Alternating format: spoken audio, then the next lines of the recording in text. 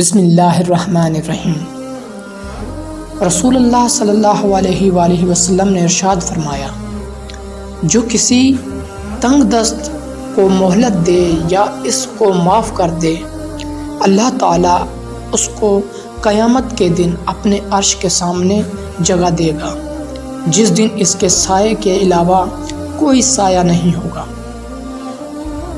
فرمان مصطفیٰ، بندہ اس وقت تک کامل مومن نہیں ہو سکتا جب تک کہ مذاق میں بھی جھوٹ بولنا اور جھگڑنا نہ چھوڑ دے، اگرچہ وہ سچا ہو۔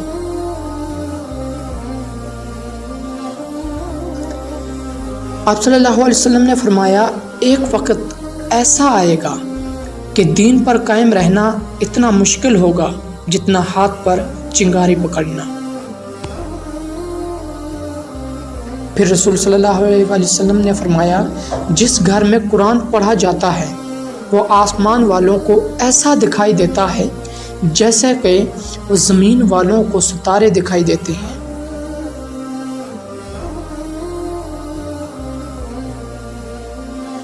پھر رسول اللہ صلی اللہ علیہ وسلم نے فرمایا، اللہ تعالیٰ کے لیے بعض لوگ ایسے ہیں جیسے کسی کے گھر کے خاص لوگ ہوتے ہیں۔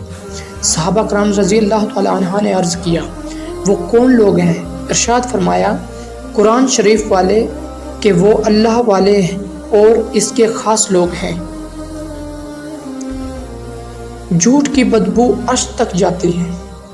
رسول اللہ صلی اللہ علیہ وسلم نے فرمایا، مومن جب بغیر کسی غرض کے جھوٹ بولتا ہے تو اس پر 70,000 فرشتے لعنت بھیجتے ہیں اور اس کے دل سے ایسی سخت بدبو اٹھتی ہے جو عرش تک پہنچتی ہے۔